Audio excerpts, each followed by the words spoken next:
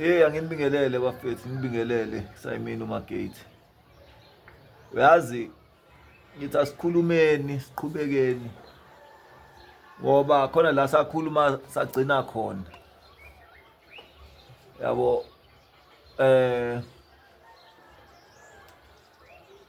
ngikhulume ngokuthi asifundisaneni ngoba inhloso yami mina ukufundisa abantu abangazi ukuthi umuntu mayehleli wheelchair ungaze uzibuza ukuthi why lo abe kanje, why lo abe kanje, why lo ahlale kanje, why lo ahlale kanje, why lo anciphe kangaka, lo azace kanje la ngaphezulu abe mncane ngenzansi, kwenzakalani? Yabo, ungaze uyibuza imibuzo eminingi nje ungayitholi i-answer, ugcine usuthi noma uzothi uzomsiza umuntu ube nokusaba ngoba manje awunalo ulwazi, kanti kuyoba khona isikhathi la fathi izinto ziyashesha ngobani izimo ziningi ezisinyakazisayo la emhlabeni. Uyabona into eyenzakalayo, uthola ukuthi wena uzothi ufuna ukusiza umuntu ube nama-doubts. Khona umuntu othothi uyathanda ukukusiza kodwa manje unamahloni, yabo, ethi namahloni uyasaba futhi ukuthi kube ngathi uyaphoxa nokuphoxeka. Nami nginayo leyo nto, hhayi ukuthi ngisho into engaba komunye umuntu kuphela, yabo. So mina-ke ngithi bafethu asilekelelaneni la. Uma ngabe uzosiza mina azi ukuthi ngikhulume njengami mina umuntu oyi-quadriplegia, yabo, ongakwazi ukuyisiza. Ungangibona njena ngi-tough, yabo, ya, uthi hayi lo ngeke, hayi uyivila akakwazi ukwenzani, kanti nginesifiso sokuthi ngikwazi ukuyisiza, yabo.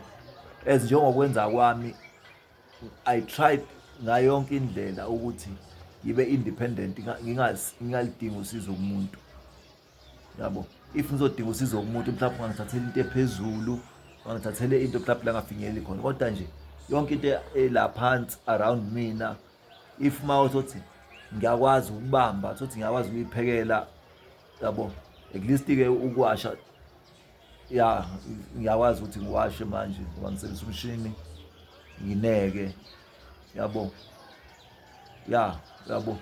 So wena uzothi mawuthi uyangibona-ke mhlawumbe ngihambe ey'ndaweni ngisemnyango ngikuphi, uthi ufuna ukungisiza, yabo.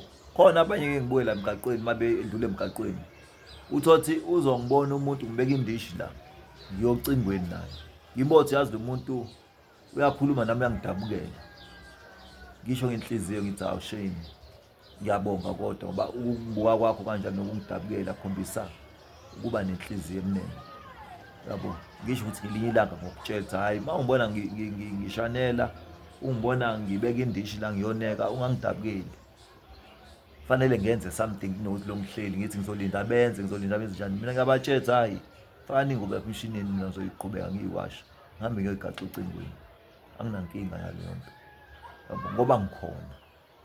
Thina sakhula sikhuliswa ugogo uMagumede, so ukusebenza ekhaya kuyona into eyinkinga, ukuthi uyingane yomfana kuthiwa ungawashi izitsha, ungashaneli, ungenzini. Ngiyingane ngikhulu namanje lokho kwasifundisa ukuthi ube clean, uyithande.